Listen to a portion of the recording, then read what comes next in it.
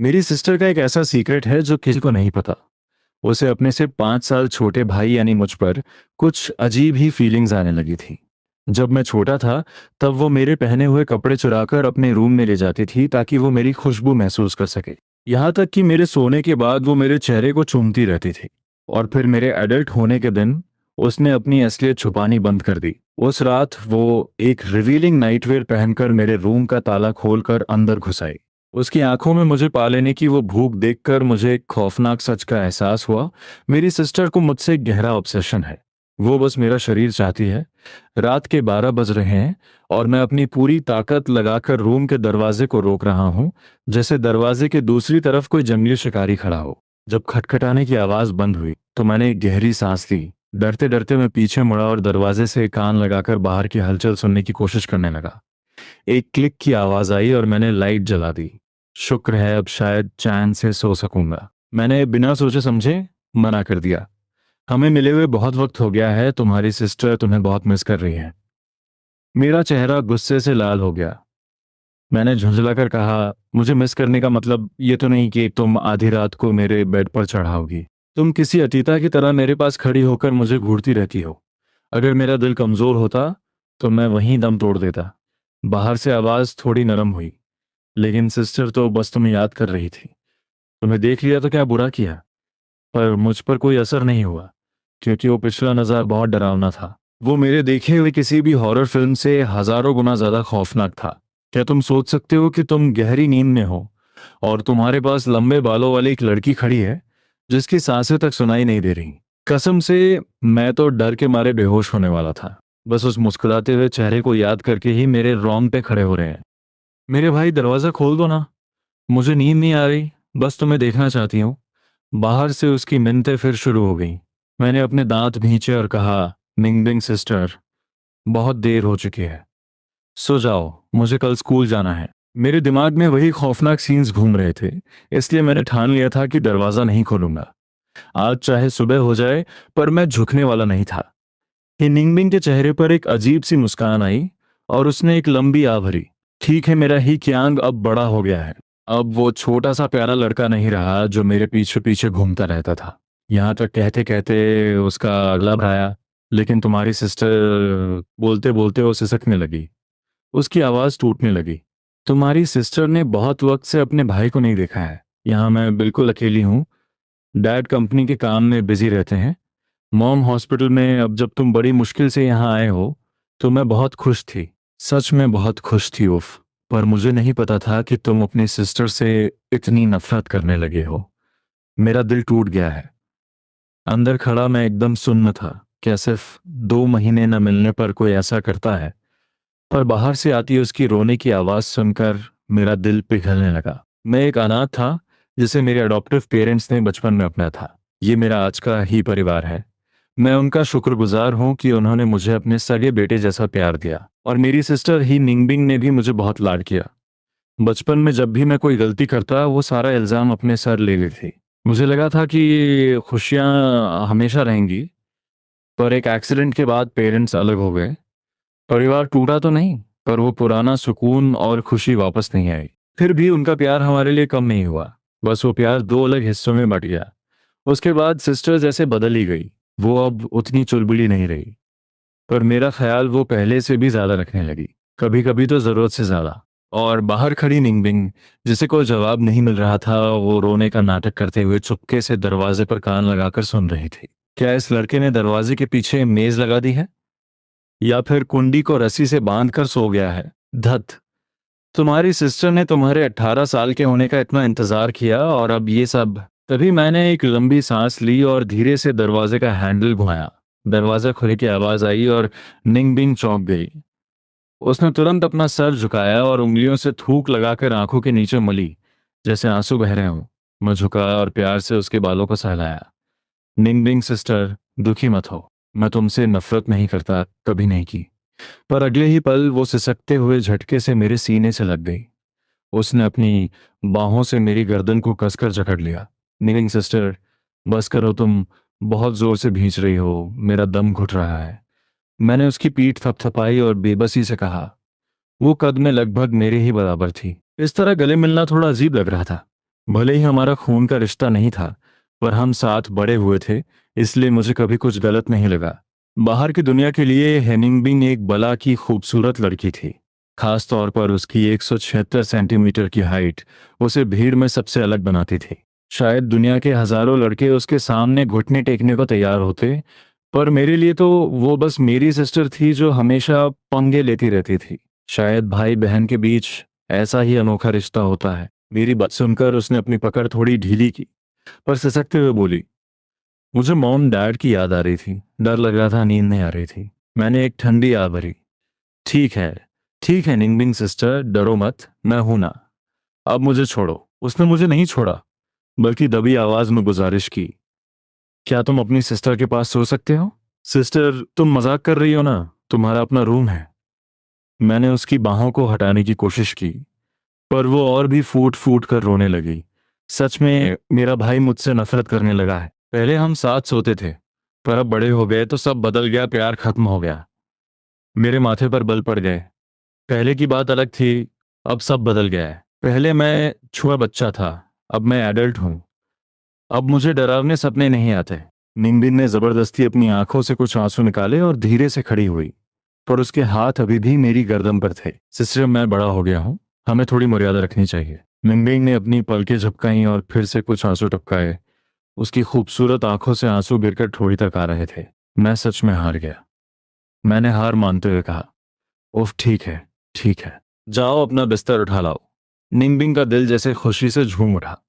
वो मुस्कुराई और छोटे छोटे कदम बढ़ाती हुई अपने रूम की तरफ भागी। वहां पहुंचकर उसने अपना बिस्तर नहीं उठाया, बल्कि दराज खोलकर एक नीली शीशी को गौर से देखने लगी। वो सोच में पड़ गई, अगर ये इस्तेमाल किया तो क्या भाई जागने के बाद जीना नहीं चाहेगा? क्या इसका उस पर कोई बुरा असर होगा?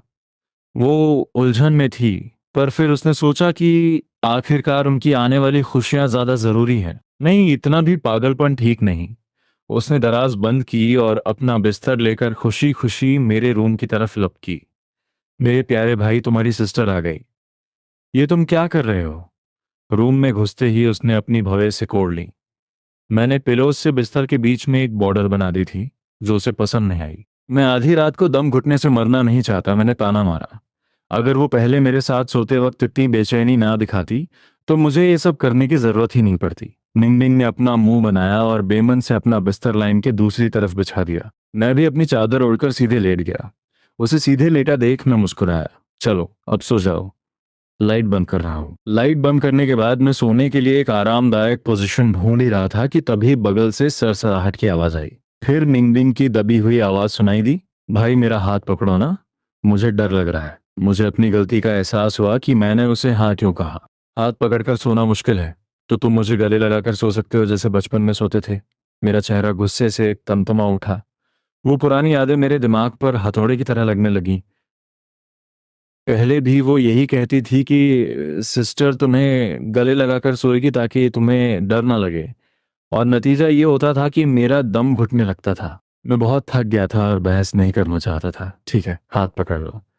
तभी बगल से उसके हंसने की आवाज आई और एक नरम सा हाथ तकियों की दीवार पार करता हुआ मेरे हाथ तक पहुंचा। उसने मेरी उंगलियों को अपनी उंगलियों में फंसा लिया। तुमने मेरा हाथ ठीक से नहीं पकड़ा, उसने शिकायत की। हाँ ठीक है, पकड़ लिया, अब सो जाओ। जैसे ही हमारी उंगलियां एक दूसरे से जुड़ी, वो सुकून से मुस्कुरा दी। पर कुछ ही मिनट्स बाद, भाई तुम सो गए क्या? हूं, मैं सो गया हूं। अगर सो गए तो बोल कैसे रहे हो? नींद में बोल रहा हूं, मैंने नींद भरी आवाज में जवाब दिया। तो भाई, क्या तुम अपनी सिस्टर को पसंद करते हो? नींद के आगोश में जाते हुए मैंने धीरे से कहा, हाँ पसंद करता हूँ। भाई बहन एक दूसरे को प्यार नहीं करेंगे तो और कौन करेगा? निंगमिंग ने अपना चेहरा तकिए पर टिकाया और मुस्कुरा दी। सिस्टर भी तुम्हें बहुत पसंद करती है। सो जाओ। रात गहरा गई थी। नींद में निंगमिंग का हाथ मेरे हाथ से छूट गया। उसकी आंख खुली और वो अपनी नाकामयाबी पर थोड़ा चिढ़ गई। उसे तो आज रात कुछ और ही प्लान करना था, पर वो खुद ही सो गई। उसने धीरे से तकियों की दीवार हटाई और दबे पांव मेरे पास आकर लेट गई। खिड़की से आती चांदनी की मध्यम रोशनी में वो मुझे निहारने लगी। उसके चेहरे पर एक गहरी मुस्कान थी। कितना हैंडसम है ना आखिरकार, मेरा पाला हुआ छोटा पति जो है। मुझे बहुत पसंद है। अगर मैं इसे चूम लूं तो क्या भाई जाग जाएगा? क्या वो मुझसे नाराज होगा? वो कशमकश में थी। रात भर की इस उथल पुथल के बाद मेरी गहरी सांसों की आवाज़ सुनते सुनते वो भी सो गई। सपने में मैं देख रहा था कि मेरे ऊपर एक विशाल पहाड़ गिर गया है और मेरा दम घुट रहा है। ऐसा लग रहा था जैसे मेरा अंत करीब है। रब इस पहाड़ के नीचे से कम सांस लेने की जगह तो छोड़ देते। धत, जब मेरे पास पावर आएगी तो मैं इस पहाड़ को उखाड़ फेंकूंगा। बहुत भारी एहसास था, जैसे मेरा गला दबाया जा रहा हो। मुझे लगा जैसे उस पहाड़ के ऊपर एक और पहाड़ रख दिया गया है। वो वजन इतना ज्यादा था कि लगा मैं अभी कीमा बन जाऊंगा। नींद में ही मैंने झटके से अपना हाथ मारा, पर मेरा हाथ किसी पहाड़ पर नहीं बल्कि किसी बहुत ही नरम चीज पर पड़ा। ये पहाड़ इतना नरम कैसे हो गया? मैंने अपनी आंखें खोली और सामने का नजारा देखकर दंग रह गया। निंगबिन सिस्टर एकदम करीब खड़ी मुझे घूर रही थी। उसकी आंखें चमक रही थीं और मेरा हाथ है। निंगबिंग सिस्टर, तुम मुझे मार डालोगी। मैं डर के मारे झटके से पीछे हटा और निंगबिंग को धक्का दे दिया, पर पलटने के चक्कर में मैं सीधा बेड से नीचे जा गिरा। धड़ाम। मेरे मुंह से दर्द की चीख निकल गई। निंगबिंग का चेहरा शर्म से लाल था। वो तुरंत मेरे पास आई। भाई, तुम ठीक तो हो ना? मैं अपने हाथ पैर मारते हुए उससे दूर भागने लगा। मैं उसे कुछ कहने ही वाला था कि तभी निंगबिंग ने मजे लेते हुए अपनी खिसकी हुई स्ट्रिप को ठीक किया और शर्माते हुए बोली, भाई तुम वाकई अब बड़े हो गए हो। ये कहते हुए उसकी नजरें मेरे शरीर पर ऊपर नीचे घूमने लगी और एक जगह पर जाकर टिक गई। मेरा दिमाग सुन्न था, मुझे कुछ समझ नहीं आ रहा था। फिर अचानक मुझे एहसास हुआ और मैंने झटके से चादर ओढ़ ली। बाहर निकलो यहाँ से। निंगबिंग जैसे जीत गई हो, वो मुस्कुराती हुई मेरे और करीब आई और थोड़ा झुककर बोली, मेरे प्यारे भाई, क्या तुम्हें अपनी सिस्टर को देखकर कुछ महसूस हो रहा है? ये सुनकर मेरा खून खौल उठा। बकवास बंद करो, ये बस एक नॉर्मल बायोलॉजिकल प्रोसेस है। बायोलॉजी टीचर ने कहा था कि सुबह ऐसा होना नॉर्मल है नहीं। मैं तुम्हें एक्सप्लेन क्यों कर रहा हूँ। मैंने होश संभाला और चादर में खुद को लपेटकर मुस्कुराती हुई निंगबिंग को दरवाजे के बाहर धक्का दे दिया। अभी के अभी बाहर जाओ। धड़ाम। दरवाजा बंद हो गया और निंगबिंग बाहर रह गई। मैंने लॉक लगाया और बिस्तर की तरफ देखा, तो क्योंकि वो बॉर्डर पूरी तरह तबाह चुकी थी। बेशर्म कहीं की। मैंने बुदबुदाते हुए बाथरूम की तरफ दौड़ लगाई ताकि खुद को शांत कर सकूं। मुंह हाथ धोने के बाद मैं तुरंत बाहर नहीं निकला, बल्कि दरवाजा थोड़ा सा खोलकर बाहर झांका। निंगबिंग अभी भी बिस्तर पर बैठी थी और उसकी नजरें सीधे बाथरूम के दरवाजे पर की थीं। मैं नहा रहा हूं। क्या तुम इतनी पागल हो सकती हो? मुझे लगता है या तो ये दुनिया पागल है या फिर मेरी सिस्टर पागल हो गई है। निंगबिंग मुस्कुराते हुए बोली, मैं तुम्हें सिर्फ एक भाई की तरह नहीं देखती। तुम दिखने में इतने हैंडसम जो हो। क्या ये बस दिखने की बात है? मैं गुस्से से चिल्लाया, अभी के अभी मेरे रूम से बाहर निकलो। जब उसने देखा कि मैं सच में गुस्सा हूं, तो उसने अपना मजाक बंद किया और दुखी होने का नाटक करते हुए उठी। ठीक है, ठीक है। तुम्हारी सिस्टर ही शायद ज्यादा उम्मीद कर रही थी। भाई को अब मैं बुरी लगने लगी हूं। फिर वही इमोशनल ड्रामा। पर इस बार मैं पिघलने वाला नहीं था। मैं नग्न अवस्था में था और मुझे उस रूम की चाबी किसी भी तरह अपने पास रखनी थी। मैंने उसके जाने का 3 मिनट तक इंतजार किया। जब मुझे यकीन हो गया कि दरवाजा फिर से नहीं खुलेगा, तो मैं झटपट बाथरूम से निकला और कपड़े पहने।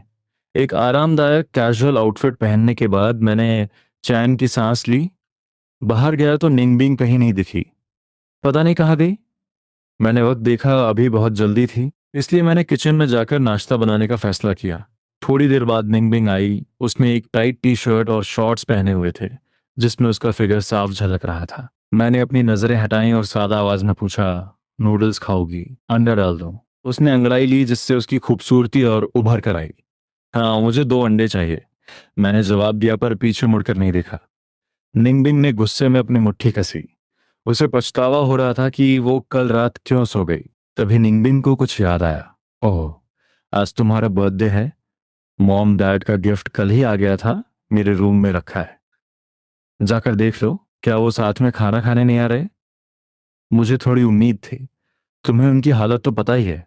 दोनों का एक साथ आना मुश्किल है। ये सुनकर मैं थोड़ा निराश हुआ, पर फिर भी अपना गिफ्ट देखने चला गया। वहां 2 बहुत ही खूबसूरत बॉक्सेस रखे थे। मैं उन्हें लेकर निकलने ही वाला था कि मेरी नज़र मेज पर पड़ी एक रिपोर्ट पर गई। Diagnosis report. मेरा दिल धड़कने लगा। मैंने उसे उठाया और पढ़ने लगा। जैसे जैसे मैं पढ़ता गया, मेरा चेहरा सफ़ेद पड़ता गया। ये निंगबिंग सिस्टर की बीमारी की रिपोर्ट थी। मेरी सिस्टर का एक गहरा सीक्रेट था। उसे अपने से 5 साल छोटे भाई पर गलत फीलिंग्स आने लगी थी। बचपन में वो मेरे कपड़े चुराती थी, मेरे चेहरे को चूमती थी, और अब जब मैं बड़ा हो गया हूँ, वो अपना पागलपन खुलेआम दिखा रही है। रात को वो अजीब कपड़ों में मेरे रूम में घुस आई, मुझे एक खौफनाक सच का एहसास हुआ। मेरी सिस्टर को एक गहरा ऑब्सेशन है। वो बस मेरा शरीर चाहती है। निंगबिंग सिस्टर सच में बीमार है। मैंने रिपोर्ट पढ़ी और मेरा दिल भर आया। जो सिस्टर पहले इतनी चुलबुली थी, उसे ऐसी बीमारी कैसे हुई? भाई, भाई। तभी मिंग मिंग की आवाज पास आती सुनाई दी। मैंने जल्दी से उस रिपोर्ट की फोटो खींची और उसे वापस वहीं रख दिया, जैसे मैंने कुछ देखा ही ना हो। सिस्टर, मुझे गिफ्ट्स मिल गए, चलो इन्हें साथ में खोलते हैं। मैंने बाहर जाकर आवाज दी और ऐसे जताया जैसे सब नॉर्मल हो, पर अंदर ही अंदर मैं बहुत दुखी था। खास तौर पर उसे मुस्कुराते हुए अपनी तरफ आते देख मेरा दिल बैठ गया। हाँ, चलो देखते हैं मॉम डैड ने क्या भेजा है। हम हॉल में आए। निंगबिंग ने चुपके से मुझे देखा। मैं थोड़ा खोया हुआ था। उसकी मुस्कान AK-47 से भी तेज थी। उसे पक्का यकीन था कि मैंने रिपोर्ट पढ़ ली है। सॉरी भाई, पर मेरी बीमारी का इलाज सिर्फ तुम्हारे पास है।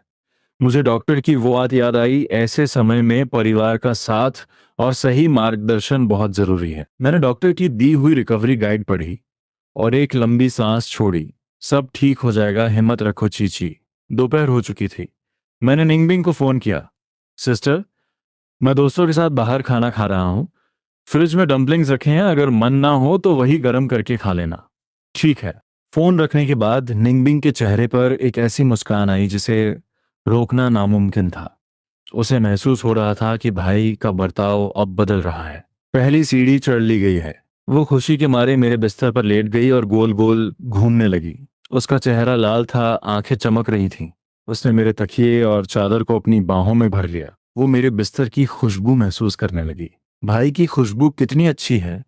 जब उसका मन भर गया तो वो उठी। अब बारी है दूसरे स्टेप की, अपने होने वाले पति को ट्रेनिंग देने की। वो अपने रूम में गई, दरवाजा लॉक किया और एक सीक्रेट बॉक्स से कुछ फाइल्स निकाली। Husband plan. उसने उसे गौर से चेक किया कि कहीं कोई कमी तो नहीं रह गई। कल रात की नाकामयाबी को छोड़कर सब कुछ परफेक्ट था। मैं कल थोड़ी ज्यादा उतावली हो गई थी, बेवकूफी थी। उसने एक लंबी सांस ली और उस प्लान को थोड़ा एडजस्ट किया। भाई अब कॉलेज जाने वाला है, वहां हजारों लड़कियां होंगी, ये सोचकर उसे जलन होने लगी। नहीं, मैं उसे किसी और का नहीं होने दूंगी, उसने गुस्से में खुद से कहा। अब मुझे कॉलेज के दौरान अपनी मेहनत और बढ़ानी होगी। उसने उस डायग्नोसिस रिपोर्ट को वापस छुपा दिया जिसे उसने जानबूझकर वहां रखा था। वो अपना अगला प्लान तैयार करने लगी। हूँ हाथ से लिखना थोड़ा थका देने वाला है, पर कंप्यूटर पर रिस्क ज्यादा है। उसे पता था कि भले ही हम एक ही फैमिली रजिस्टर में हैं, पर खून का रिश्ता ना होने की वजह से हम शादी कर सकते हैं। बस एक ही सवाल था, क्या वो भाई को शादी के लिए मना पाएगी? पर 4 साल का कॉलेज का वक्त उसे बहुत लंबा लग रहा था। तब तक तो मैं 27 साल की हो जाऊंगी। उफ, कितनी मुश्किल है। शाम को मैं घर लौटा। मेरा बर्थडे था तो मैंने सोचा घर पर ही कुछ अच्छा बना लेते हैं। मुझे उम्मीद थी कि शायद आज मॉम डैड साथ आएंगे। सिस्टर, मैं आ गया। आज तुम्हारा भाई तुम्हारे लिए बेहतरीन खाना बनाया। मैंने ऐसा नाटक किया जैसे मुझे उसकी बीमारी के बारे में कुछ नहीं पता। कंपेनियन ट्रीटमेंट के बारे में सोचकर मैंने खुद को तैयार कर लिया था। सिस्टर की सेहत का सवाल था, मैं ढिलाई नहीं बरत सकता था। और उधर निंगबिंग चुपके से अपने रूम में गई और एक बॉक्स निकाला। उसमें एक हाई एंड गेमिंग लैपटॉप था और उसके साथ एक black and white made outfit भी था। वो कल्पना करने लगी कि मैं उस आउटफिट में कैसा लगूंगा। उसने एक अजीब सी हंसी हंसी। उसे बचपन के वो दिन याद आए जब वो मुझे जबरन लड़कियों के कपड़े पहनाती थी। कितना प्यारा लगता था। उसने ख्यालों से खुद को बाहर निकाला और तोहफे को पैक किया। वो इंतजार कर रही थी कि जब मैं इसे खोलूंगा तो मेरी क्या रिएक्शन होगी। तभी हॉल में डोरबेल बजी। मैंने दरवाजा खोला तो देखा कि केक आ गया है। सिस्टर, तुमने केक मंगवाया। मैं भी तुम्हारे लिए एक गिफ्ट लाया हूं, तुम्हें पक्का पसंद आएगा। निंगनिंग शर्माते हुए मुस्कुराई। मुझे कुछ अजीब सा महसूस हुआ, जैसे कुछ गलत होने वाला हो। क्या है वो? उसने अपनी उंगली हिलाते हुए रहस्यमय अंदाज में कहा। अभी नहीं बताऊंगी, रात को दूंगी। ठीक है, तब तक मैं खाना बनाता हूँ। मैंने मुस्कुराकर एप्रन उठाया और पहनने लगा। निंगबिंग तुरंत मेरे पास आई। मैं मदद करती हूँ।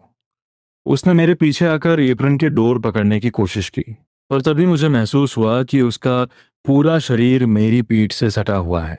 मैं चौंक गया। सिस्टर, ओह, हाथ फिसल गया। उसने डोर बांधते हुए जानबूझकर मेरे आसपास हाथ घुमाए। मुझे गुस्सा आने लगा। मैं खुद कर लूंगा। नहीं, हो गया। उसने बेमन से हाथ पीछे खींचे। तभी फिर से बेल बजी। मैं हैरान था। निंगबिंग की आंखों में एक अजीब सी चमक आई। क्या तुमने किसी दोस्त को बुलाया है? नहीं तो सब दोस्त नाश्ता करके चले गए थे। अब कौन होगा? निंगबिंग सतर्क हो गई। क्या कोई आवारा लड़की तुम्हारा पीछा कर रही है? वो गुस्से में किचन से एक करछी उठा लाई। मैं उसे देखकर दंग रह गया। सचर को अचानक क्या हो गया? तभी मुझे याद आया, उसे गंभीर भ्रम हेलुसिनेशंस की बीमारी है। धत, लगता है दौरा पड़ा है। सिस्टर, मैं दरवाजा खोलता हूँ, तुम यहाँ संभालो। मैंने उससे कड़छी छीनी और उसे किचन में भेज दिया। मैंने तेजी से जाकर दरवाजा खोला।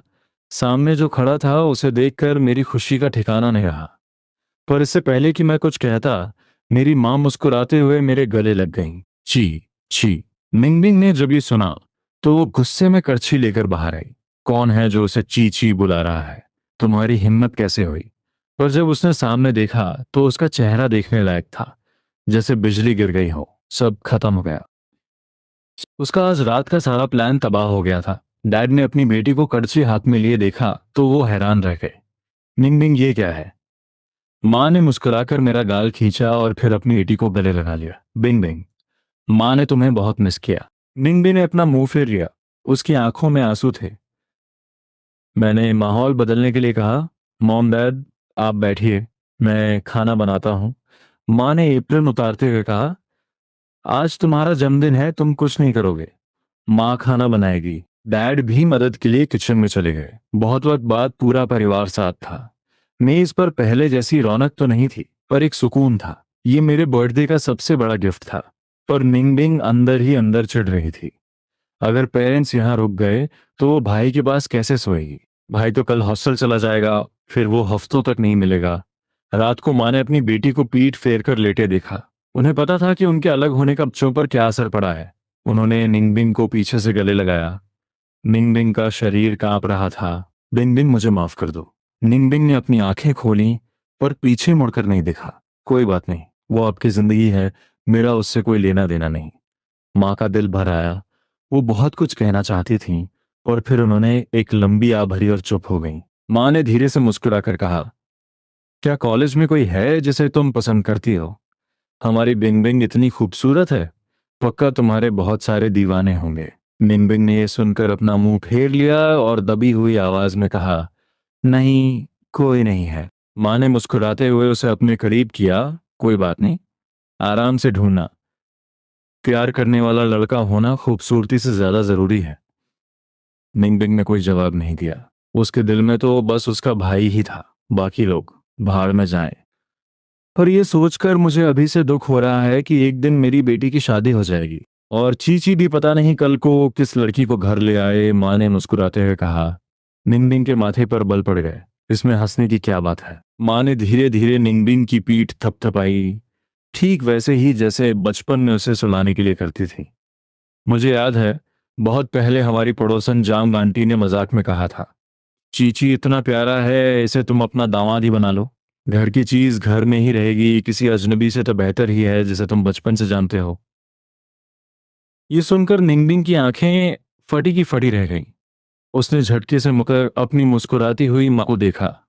माँ को लगा शायद उनकी बेटी को ये मजाक अजीब लग रहा है। उन्होंने हंसते हुए कहा, पर मुझे जांग आंटी का ये मजाक बहुत अजीब लगा था। ऐसा कैसे हो सकता है? तुम दोनों अब बड़े हो गए हो, तुम्हारी अपनी अलग जिंदगी होगी। मैं तो बस यही चाहती हूँ कि तुम दोनों को अपना सच्चा प्यार मिले। निंगबिंग ने कुछ नहीं कहा, पर उसके दिमाग में एक अलग ही कहानी चल रही थी। अगर माँ ने इस बात को मजाक में ना लेकर सच मान लिया होता तो क्या मेरा रास्ता और आसान हो जाता। हम दोनों एक ही परिवार के हैं, पर खून का रिश्ता तो नहीं है। मेरी सिस्टर मुझे लेकर हद से ज्यादा पॉसेसिव है। वो ना सिर्फ हर रात मेरे बिस्तर में घुस आती है, बल्कि सुबह उठकर मेरे चेहरे को अपने चेहरे से मलती है। जब मैं 18 साल का हुआ तब जाकर मुझे उसकी असलियत पता चली। मुझे लगा था कि वो बीमार है, पर सच तो ये था कि उसकी नीयत ही मुझ पर खराब थी। वाह, वो देखो, की गॉडेस देवी। अचानक भीड़ में एक हलचल मच गई। मैंने सिर उठाया तो वो चमकती हुई सूरत मेरे ठीक सामने खड़ी थी। अरे निंगबिंग सिस्टर, तुम यहाँ कैसे? निंगबिंग ने अपने हाथ में पकड़ी चीजें लाई। मेरी क्लास नहीं थी तो मैं तुम्हारे लिए सनस्क्रीन और स्प्रे ले आई। मैं थोड़ा झेप गया और बोला, अगर मैं थोड़ा काला हो जाऊंगा तो कम से कम लोग मुझे लड़की तो नहीं समझेंगे। कॉलेज आते ही लोग मुझे लड़की समझने लगे थे, जिससे मैं बहुत परेशान था। सितंबर की धूप को हल्के में मत लो, काले हो जाओगे। मैं नहीं चाहती कि कैंप के बाद मेरा भाई एक कोयले का टुकड़ा बन जाए। ठीक है ठीक है, मैं बाद में लगा लूंगा। बाद में क्या, अभी यहाँ बैठो चुपचाप, मैं लगाती हूँ। निंगबिंग ने अपने होठों को हल्का सा चाटा और सीढ़ियों की तरफ इशारा किया। इस वक्त पूरी क्लास, बल्कि बगल की क्लासेस के लड़के भी हमें घूर रहे थे। अपने सिस्टर के हाथों ऐसे सीढ़ियों पर बैठे हुए मुझे बहुत शर्म आ रही थी।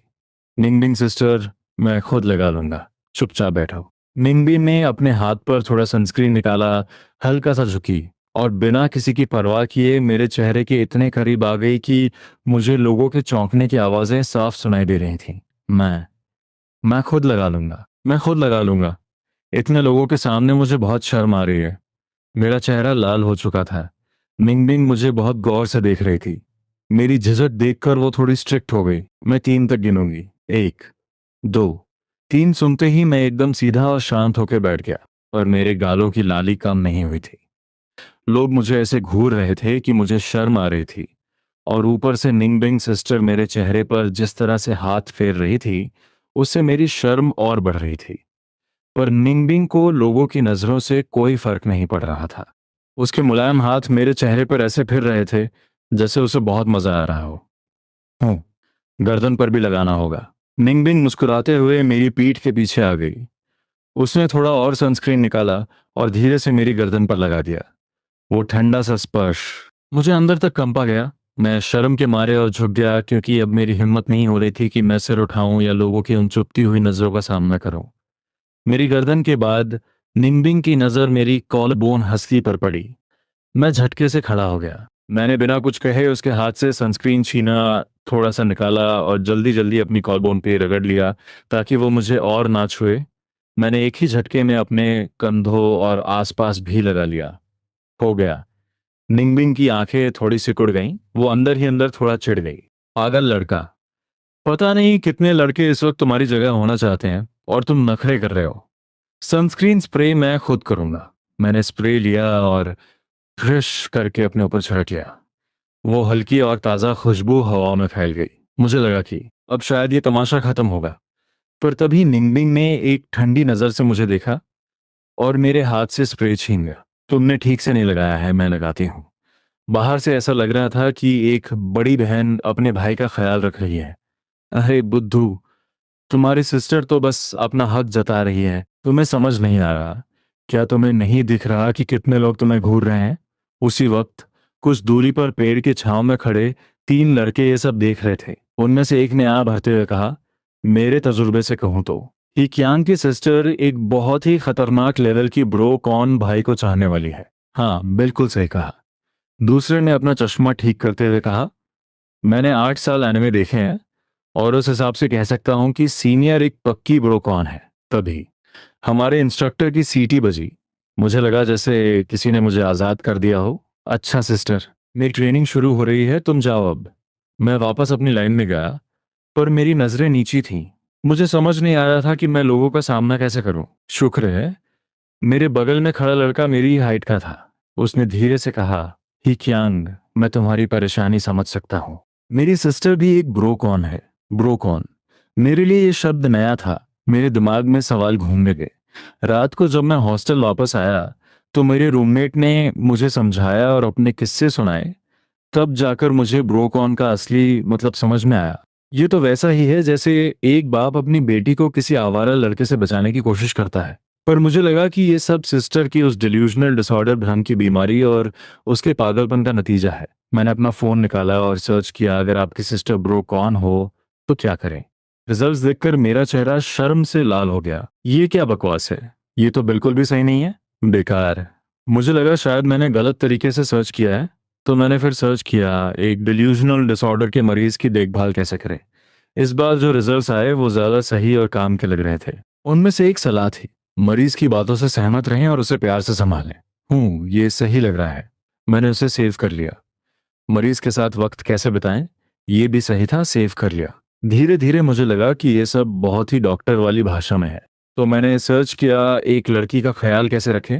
हूँ। ये तो बहुत लंबी लिस्ट है। मुझे लगा कि ये बहुत डिटेल में है और इसमें छोटी छोटी बातों का ध्यान रखा गया है। आखिरकार मुझे निंगबिंग सिस्टर का ख्याल रखना था ताकि वो ठीक हो सके। ये सब बहुत काम का लग रहा था। दूसरी तरफ निंगबिंग घर वापस आ चुकी थी। वो सोफा पर बैठी थी, घर खाली था, और अचानक उसे बहुत अकेलापन महसूस हुआ। फिर उसे कुछ याद आया और उसने जल्दी से अपना फोन निकाला। वो फोन में कुछ चेक कर रही थी और उसके होठों पर एक मुस्कान फैलती जा रही थी। हूँ। फोटो गैलरी में किसी और लड़की की फोटो नहीं है। हूँ। आज की कॉल हिस्ट्री सब नॉर्मल है। हूँ। क्यू क्यू पर भी कुछ नहीं है। हूँ। वी चैट की चैट हिस्ट्री देखकर निंगबिंग के माथे पर बल पड़ गए। उसकी आंखें तेज हो गईं। उसने एक जाना पहचाना नाम देखा, पर जब उसने चैट पढ़ी तो उसने चैन की सांस ली। शुक्र है कुछ नहीं था। असल में जिस दिन मुझे वो डायग्नोसिस रिपोर्ट मिली थी, उस दिन मैं चुपके से हॉस्पिटल गया था और मैंने उसकी डॉक्टर से बात की थी। उसके फ़ोन पर लगातार नोटिफिकेशंस आ रहे थे, जो असल में मेरे फ़ोन की स्क्रीन को रियल टाइम में मिरर कॉपी कर रहे थे। वो सब देख रही थी जो मैं सर्च कर रहा था। उसकी मुस्कान कान तक पहुंच गई। बिल्कुल सही मेरे प्यारे भाई, बिल्कुल ऐसे ही। लड़कियों का ख्याल कैसे रखें ये सीखो, और फिर वही सब अपनी सिस्टर पर आजमाओ। सिस्टर को ये बहुत पसंद आएगा। निंग बिंग पागलों की तरह हंसने लगी। "हे।" पर उसे लगा कि जो आर्टिकल मैं पढ़ रहा था उसमें कुछ कमियां थीं। काश मैं अभी उसमें ये जोड़ पाती कि उसे गले लगाकर सुलाएं। हाँ हाँ, भगवान बनकर किसी को खेलते हुए देखने में कितना मजा है। मैं इसके हिसाब से अपना मूड बदल सकती हूँ और इस गेम को जीत सकती हूँ जिसकी प्लानिंग मैंने सालों पहले की थी। वो खुशी से अपने बेड पर गोल गोल घूमने लगी। थोड़ी देर बाद वो रुक गई और कुछ सोचने लगी। मुझे भाई की खुशबू आ रही है। उसने शर्माते हुए मेरे रूम की तरफ कदम बढ़ाए। अगले दिन मिंगबिंग की जिद के आगे हार कर मुझे अपने 2 दिन पहने हुए कपड़े और पैंट्स उसे देने पे मैंने उसे अपने 2 दिन पुराने कपड़े दे दिए। तीसरे दिन निंगबिंग सिस्टर ने मेरे धुले हुए कपड़े और बेडशीट वापस कर दी। जाने से पहले उसने मेरे कंधों को पकड़कर एक लंबी गहरी सांस ली। कहने लगी कि कंधे पर पत्ता था, उसे हटा रही थी। मैं तो दंग रह गया। निंगबिंग सिस्टर, एक पत्ता हटाने के लिए इतना करीब आने की क्या जरूरत थी? कल रात उसने जो ब्रोकॉन वाली ट्रिक पढ़ी थी वो उसके काम आ रही थी। वो मुस्कुराते हुए मेरे बालों को सहलाने लगी। उसे मेरा बचपना बहुत क्यूट लग रहा था, जैसे मैं कोई छोटी बिल्ली हूँ। मुझे याद आया हम दोनों ने पहले एक छोटी सी बिल्ली पाली थी जो एकदम मासूम थी, पर वो बीमार होकर हमें छोड़कर चली गई, जिसके लिए हम बहुत रोए थे। पर अब सिस्टर मुझे बिल्ली समझ रही थी। मुझे समझ नहीं आ रहा था कि क्या करूं, पर मैंने सोचा कि निंगबिंग सिस्टर को ज्यादा ट्रिगर नहीं करना चाहिए। वो बहुत गौर से मेरे चेहरे को देख रही थी और मन ही मन खुश हो रही थी कि उसका टेस्ट सफल रहा। अब वो अपना डोज और बढ़ाने वाली थी। घर वापस आकर उसने पागलों की तरह मेरे रूम की चादरें बदली और मेरी खुशबू महसूस करने लगी। उसे लगा कि अब उसकी मेंटल स्टेट बेहतर हो रही है। 1 हफ्ते बाद मैं वापस आने वाला था और वो खुशी से बेड पर लेटकर चादरों में खुद को लपेटने लगी। उसे एक नशा सा हो रहा था। मेरी सिस्टर का एक गहरा सीक्रेट है जो किसी को नहीं पता। वो मुझ पर कुछ अजीब ही फीलिंग्स रखने लगी थी। बचपन में जब भी मैं अपने कपड़े उतारता, वो एक टुकड़ा चुराकर अपने रूम में ले जाती और मेरी खुशबू सूंघती रहती। मेरे सोने के बाद वो मेरे चेहरे को चूमती थी, और मेरे अडल्ट होने के दिन उसने अपना पागलपन छुपाना बंद कर दिया। उस रात वो एक रिवीलिंग नाइटवेयर पहनकर मेरे रूम में घुस आई। उसकी आंखों में मुझे पा लेने की वो भूख देखकर मुझे खौफनाक सच का एहसास हुआ। मेरी सिस्टर को मुझसे गहरा ऑब्सेशन है। वो बस मेरा शरीर चाहती है।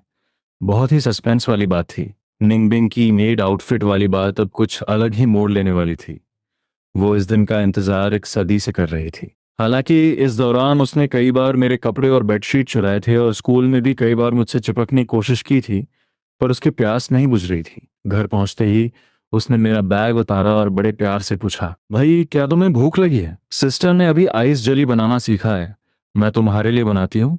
वो नई चीजें सीख रही थी, जो यकीनन उसकी ट्रीटमेंट के लिए अच्छा था।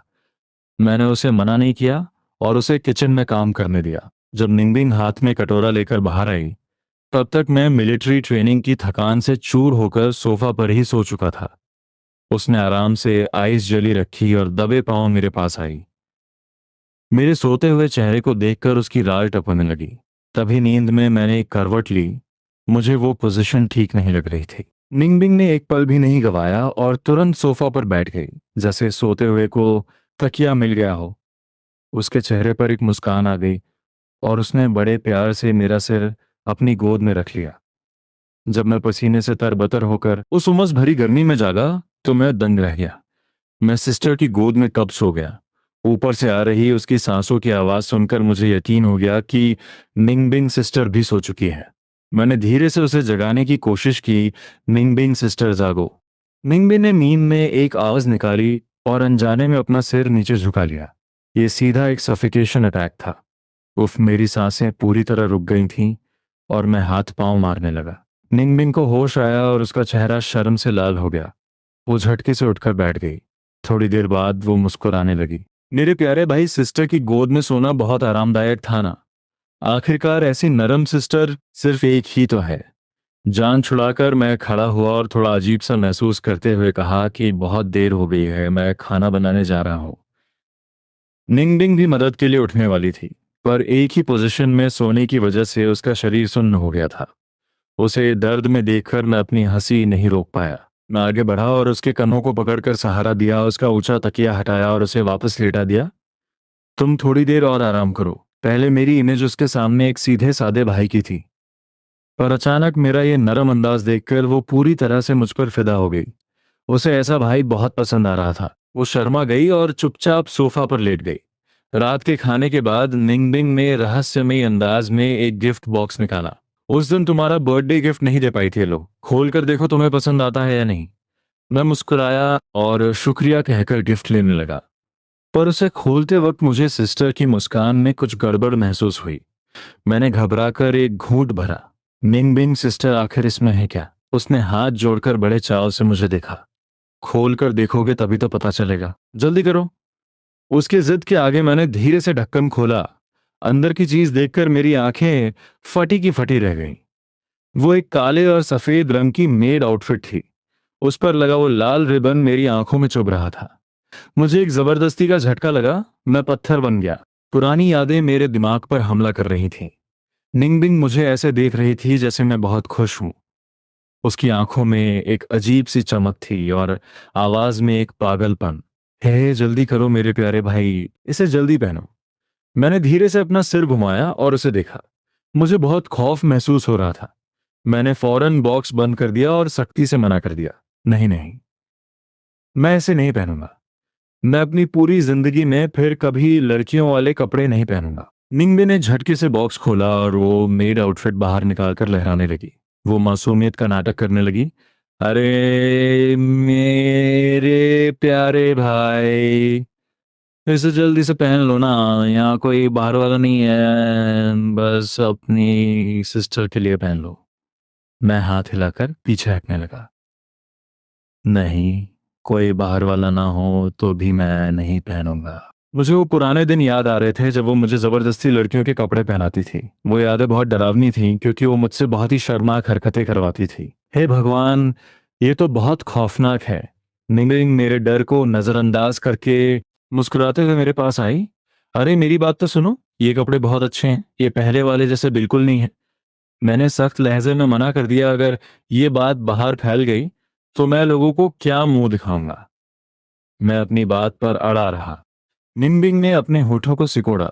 सिस्टर प्यार से कह रही है और तुम सुन नहीं रहे। ठीक है, अब पहली चाल देखो। उसने एक खतरनाक नजर से मुझे देखा। मैं 3 तक गिनूंगी। ये सुनकर मेरा शरीर कांप उठा। हालांकि ये 5 शब्द सिस्टर के मुंह से किसी कानून की तरह निकलते थे, पर उस वक्त मेरी शर्म मेरे डर पर भारी पड़ गई। तुम चाहे 3 लाख तक गिन लो, मैं ये नहीं कहने वाला।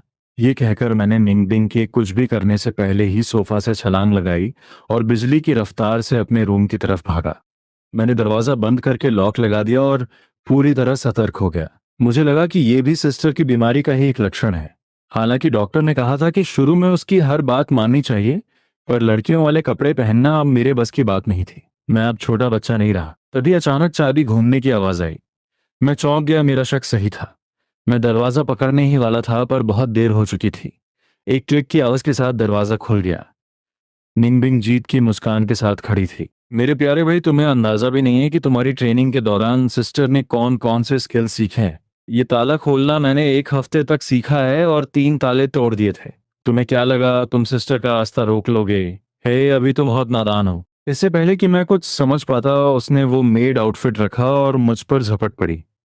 आ, निंग निंग सिस्टर। मेरी चीख निकल गई और हम दोनों बेड पर जा गिरे। आज छोड़ो मुझे, छोड़ो। मैंने बचने की कोशिश की, पर निंगबिंग किसी ऑक्टोपस की तरह से चिपट गई। उसने मेरे हाथ पांव और गर्दन को इस तरह जकड़ लिया कि मैं हिल भी नहीं पा रहा था।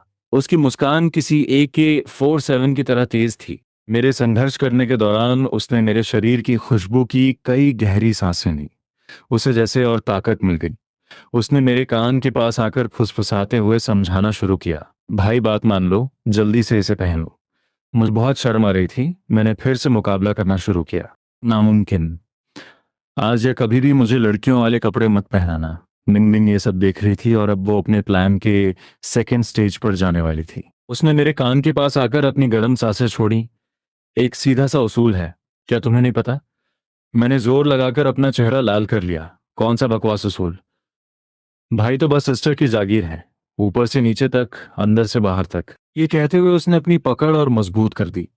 मेरी आंखें फटी की फटी रह गई और मुझे उसकी बातें धुंधली सुनाई देने लगी। धत, मैं ये नहीं करूंगा। मेरे विरोध को नजरअंदाज करते हुए निंगबिंग पागलों की तरह हंसने लगी। और तुम तो सिस्टर की छोटी बिल्ली हो। छोटी बिल्लियां अपने मालिक की बात नहीं टालती। अच्छे बच्चे बनो। ये कहते हुए उसने अजीब तरीके से मुझे छोड़ दिया और मेरे सिर को बड़े प्यार से सहलाने लगी। जान बची तो मैंने राहत की सांस ली। मैं गुस्से में उसे डांटने वाला था, पर तभी निंगबिंग के चेहरे के भाव बदल गए, जैसे उसके अंदर कोई और रूह आ गई हो। वो मुस्कुरा रही थी, पर उसकी आंखों में एक अजीब सा प्यार और दर्द था। वो मुझे ऐसे सहला रही थी जैसे मैं सच में कोई बिल्ली हूं। मेरी प्यारी बिल्ली सिस्टर तुम्हें अब कभी बाहर नहीं ले जाएगी। फिर तुम कुछ जहरीला नहीं खाओगे और इस तरह तुम हमेशा सिस्टर के पास रहोगे। सिस्टर के दिल में कितना पछतावा था। ये सुनकर मेरा दिल भर आया और मेरा गुस्सा गायब हो गया। पुरानी यादें ताज़ा हो गईं और मेरी नजरें नरम पड़ गईं। तभी निंगबिंग की आंखें धुंधली होने लगी। वो मुझे गौर से देख रही थी, जैसे किसी याद में खो गई हो। मैं कुछ बोलने ही वाला था कि उसका खूबसूरत चेहरा मेरे और करीब आ गया। मैं पीछे हटना चाहता था, पर उसने अपने हाथ से मेरा सिर थाम लिया। हमारे माथे एक दूसरे से टकराए। उसके होठों की गर्म सांसें महसूस करते ही मैं जैसे सुन्न हो गया, क्योंकि निंगबिंग की आंखों में आंसू चमक रहे थे। अपनी जिंदगी के सारे गम याद करते हुए निंगबिंग ने बड़ी मुश्किल से 2 आंसू टपकाए। उसकी आवाज कांप रही थी। मेरी बिल्ली सिस्टर अब तुम्हें छोड़कर कभी नहीं जाएगी। मैंने अपना मुंह खोला। मेरा दिमाग कह रहा था कि सिस्टर नाटक कर रही है, पर मेरा दिल कह रहा था कि उसे दौरा पड़ा है। वो किसी पुरानी याद में फंस गई थी। अचानक उसने मुझे छोड़ दिया और उसका चेहरा शर्म से लाल हो गया। वो पहले की तरह सामान्य हो गई और घबराकर बोली, भाई तुम्हें ऐसा तो नहीं लगा कि सिस्टर पागल हो गई है? मैं एक पल के लिए रुका और फिर सिर हिलाकर मना कर दिया, नहीं, नहीं, ऐसा बिल्कुल नहीं है। भला ऐसा कैसे हो सकता है? मैंने एक ठंडी आह भरी। पिछली बार की तरह सिस्टर का ये दौरा रात के वक्त ही पड़ा था। खैर, सिस्टर की मेंटल हेल्थ के लिए एक बार लड़कियों वाले कपड़े पहन लेने में क्या बुराई है? और वैसे भी मैंने खुद से वादा किया था ना, चाहे कुछ भी हो जाए, मुझे सिस्टर की इस बीमारी को ठीक करना है। 10 मिनट बाद मैंने शर्म के मारे बाथरूम का दरवाजा खोला और लड़खड़ाते हुए बाहर आया। और वो निंगबिंग वो किसी पागल प्रेमी की तरह मुझे घूर रही थी। उसकी आंखों में एक अजीब सी चमक थी।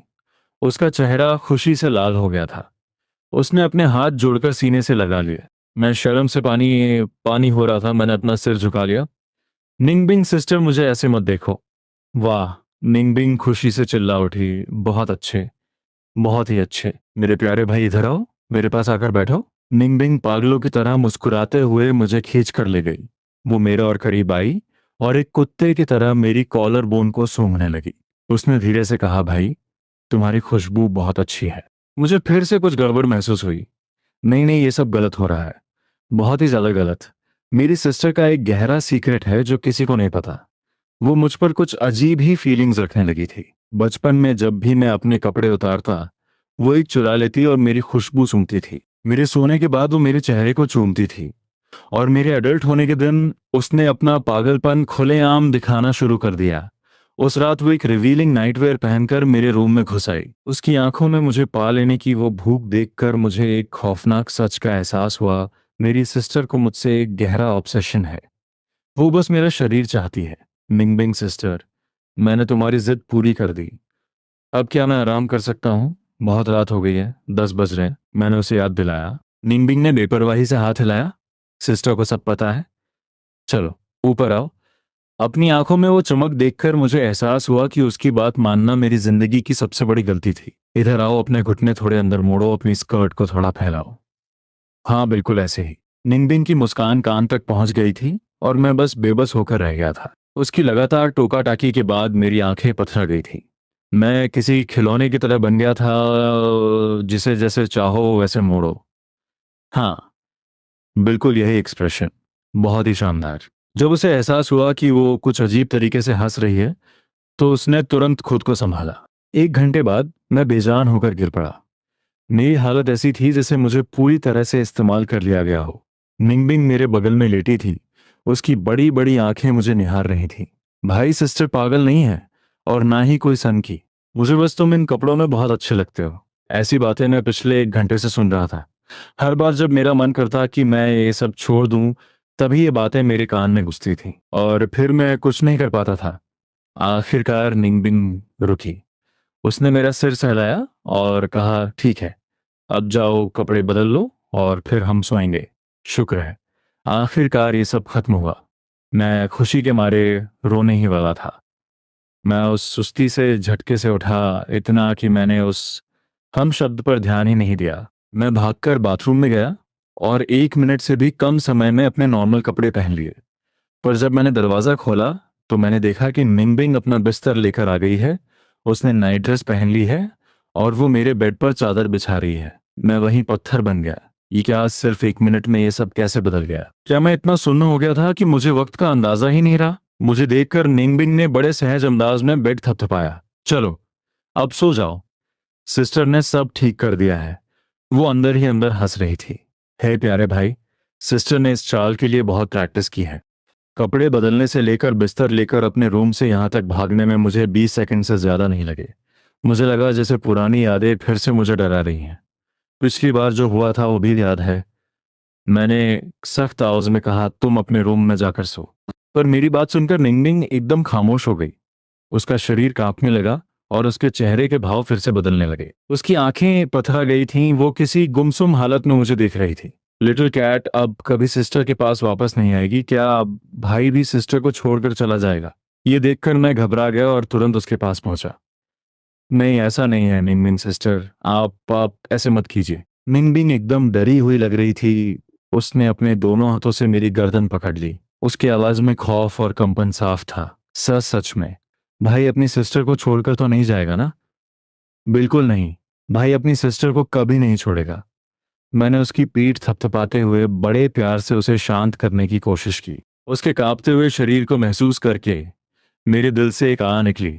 मुझे बहुत पहले ही सिस्टर की हालत पर गौर करना चाहिए था, वरना बीमारी इतनी गंभीर ना होती। तो क्या भाई फिर भी सिस्टर को भगा देगा? सिस्टर का दिल बहुत दुख रहा है। ये कहते कहते उसका गला भर आया और वो सिसकने लगी। उसकी रोने की आवाज सुनकर मेरा दिल बैठ गया। मुझे अंदाजा हो गया था कि निंगबिंग सिस्टर की हालत पल पल में बदल रही है। ये बीमारी बहुत अजीब है। खैर छोड़ो, बचपन की तरह एक ही बेड पर सोने में क्या बुराई है? बस मुझे थोड़ा संभल कर रहना होगा। नहीं, मैं तुम्हें नहीं भगाऊंगा। बहुत रात हो गई है, अब सो जाओ, कल क्लासेस भी हैं। तभी निंगबिंग ने बिना कोई आवाज किए एक शैतानी मुस्कान दी काम बन गया। हा हा हा, वो हंसने लगी। अरे तुम ये क्या कर रहे हो?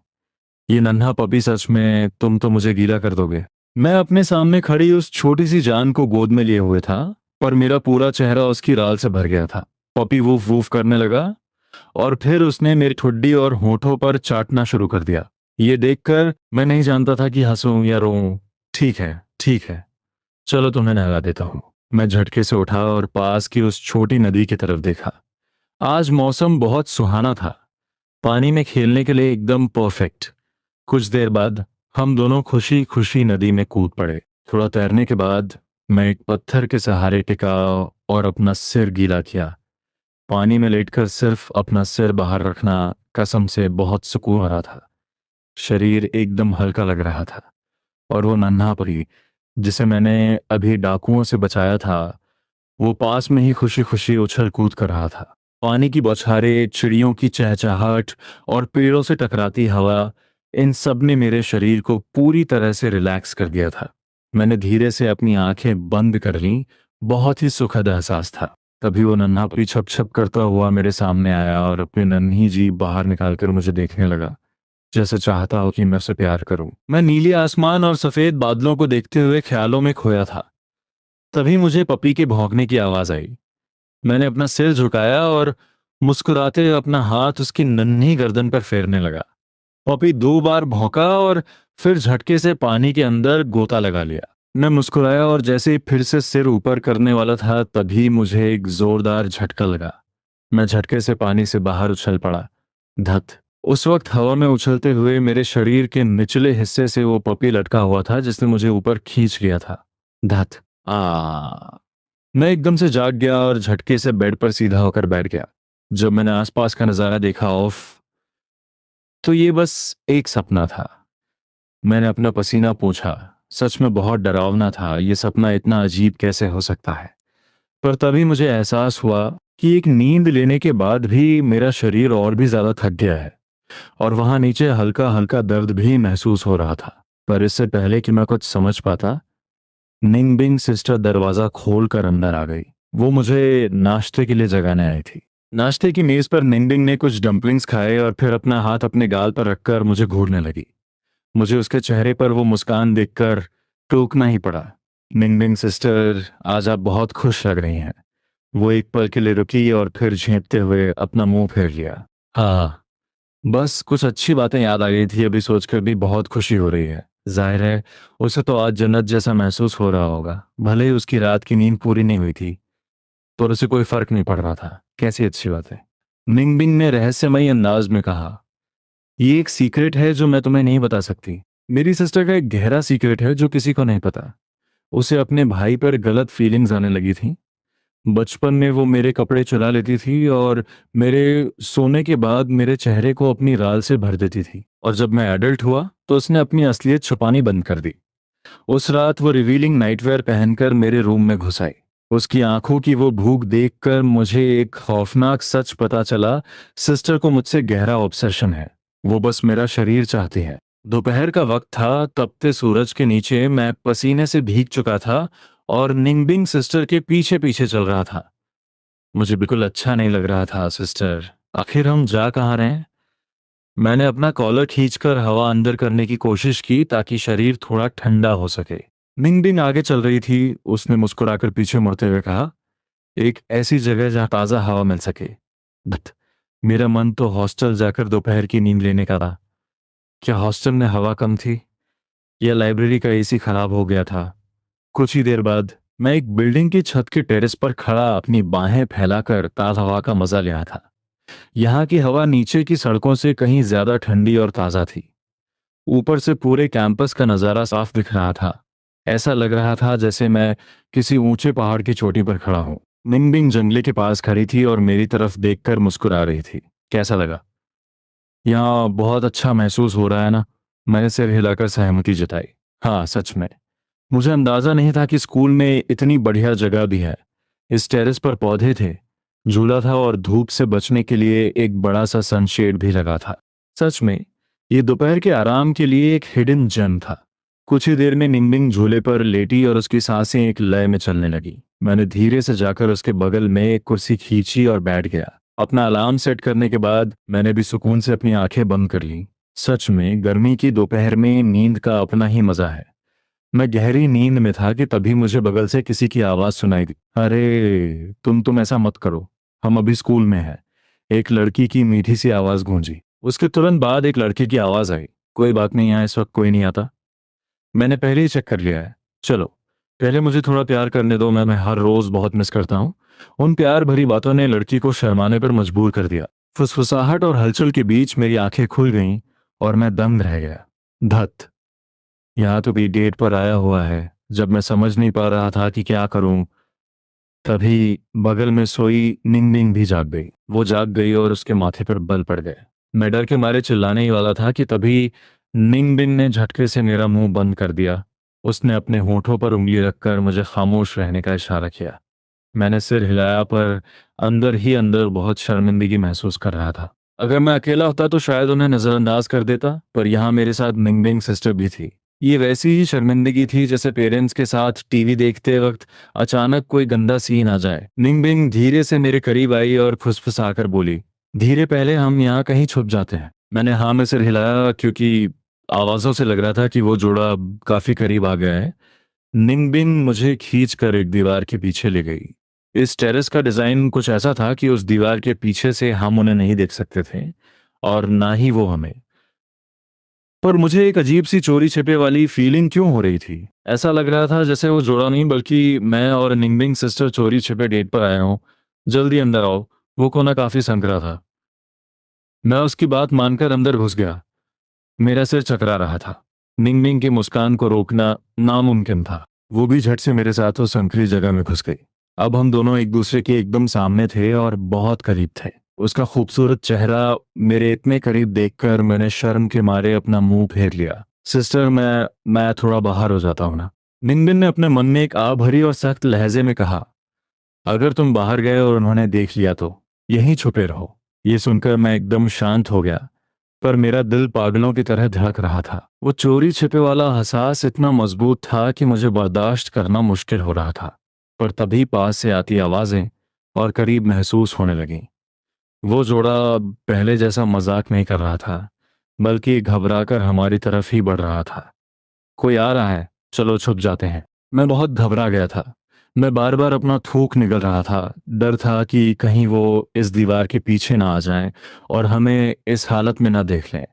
मेरा दिल इतनी जोर से धड़क रहा था और खून की गर्मी मेरे चेहरे पर चढ़ रही थी कि मुझे बाहर की आवाजें साफ सुनाई नहीं दे रही थी। इस वक्त निंगबिंग भी बहुत टेंशन में थी। उसे लगा था कि भाई के साथ इस एडवेंचर में मजा आएगा, पर अब उसका वो ख्याल गायब हो चुका था। आखिर छुपे कहाँ? लड़के की आवाज सुनकर वो लड़की भी डर गई। उनके कदमों की आवाज साफ सुनाई दे रही थी। लड़के ने लड़की का हाथ पकड़ा और इसी तरफ आने की कोशिश की। लड़की शर्म से लाल हो गई और बोली, नहीं, नहीं, मैं वहां नहीं जाऊंगी। वहां बहुत गंदगी है। चलो उस वाटर टैंक के पीछे छुप जाते हैं, वहां भी जगह है। लड़की ने अपने एक्साइटेड बॉयफ्रेंड को पकड़कर रोका और उसे खींचकर वाटर टैंक के पीछे ले गई। वो दोनों वहां छुप गए। लड़का अभी भी दबी आवाज में बोले जा रहा था कि वहां जाना ज्यादा सेफ होता, पर लड़की ने अपने नन्हे मुक्कों से लड़के के सीने पर मारा और शर्माते हुए बोली, तुम बस मुझे बहलाना जानते हो। मैं तुम्हारी बातों में नहीं आने वाली। वीकेंड वीकेंड पर मिले। मुझे तुम्हारी बहुत याद आती है, मैं वीकेंड पर फ्री हूँ। दीवार के उस पार चल रही उन प्यार भरी बातों ने हम दोनों को चैन की सांस लेने पर मजबूर कर दिया। शुक्र है उस लड़की की समझदारी का। मेरी तनी हुई नसें अब थोड़ी ढीली पड़ी थीं। आखिरकार इस तरह छुपने का ये मेरा पहला तजुर्बा था। बहुत ही डरावना। मैं तो ये भी सोचने लगा था कि अगर पकड़े गए तो क्या क्या अफवाहें उड़ेंगी। निंगबिंग ने राहत की सांस ली, पर उसका दिल भी किसी बेकाबू घोड़े की तरह दौड़ रहा था, जैसे उसने कोई बहुत बड़ा गुनाह कर दिया हो। दीवार की ओर से आती उन प्रेमियों की फुसफुसाहट और वो प्यार भरी आवाजें सुनकर मेरे कान गुस्से और शर्म से लाल हो गए थे। ये दिमाग पर एक बहुत बड़ा बोझ था। मेरा मन कर रहा था कि अपना सिर यहीं दीवार पर दे मारूं। निंगबिंग को भी अब एहसास हुआ कि वो क्या कर रही थी। वो जोड़ा आखिरकार कैसी कैसी बातें कर रहा था। तभी उसे कुछ महसूस हुआ और उसने धीरे से अपना सिर ऊपर उठाकर मेरी तरफ देखा। इस वक्त मैं शर्म से अपना मुंह फेर चुका था और मेरे चेहरे की मांसपेशियों में खिंचाव था। निंगबिंग को यह नज़ारा मज़ेदार लगा। उसने जानबूझकर अपनी गर्म सांसें मेरे चेहरे पे छोड़ी। मेरा शरीर पत्थर की तरह सख्त हो गया। मैंने झटके से अपनी आंखें बंद कर लीं और एक लंबी गहरी सांस ली। उन 81 मुसीबतों में से 36वीं मुसीबत कौन सी थी? मंकी किंग ने स्वर्ग में काम करते वक्त कितने जादुई आड़ू खाए थे? फ्लावर फ्रूट माउंटेन पर आखिर कितने बंदर थे? फ्लावर फ्रूट माउंटेन पर आखिर कितने बंदर थे? मुगेन ट्रेन पर रंगोको ने आखिर कितनी बार अपनी तलवार चलाई थी? अकाजा ने कुल कितने मूव्स इस्तेमाल किए थे? जैसे जैसे मेरे दिमाग में सवाल बढ़ते गए, मैं उनके जवाब ढूंढने में खो गया। मैं पूरी तरह से ख्यालों की दुनिया में डूब गया और खुद को भूल गया। जब निंगबिंग ने फिर से अपना सिर उठाकर मुझे देखा तो वो हैरान रह गई। इस वक्त मेरी भवें तनी हुई थीं और आंखें मूंद रखी थीं। मेरे चेहरे की वो लाली ना जाने कब गायब हो चुकी थी। उसकी पहली रिएक्शन यही थी कि वो अपनी खूबसूरती पर शक करने लगी। क्या ये भाई बहन के बीच होने वाला रिपल्शन है? निंगबिंग को बहुत गहरा धक्का लगा, पर उसे यकीन था कि अभी कुछ देर पहले ही एहसास बहुत साफ था। तभी उसे समझ आया, पक्का ये उस दीवार के पार चल रही आवाजों और बातों का असर है। आखिरकार उस प्रेमी जोड़े का खेल खत्म हुआ।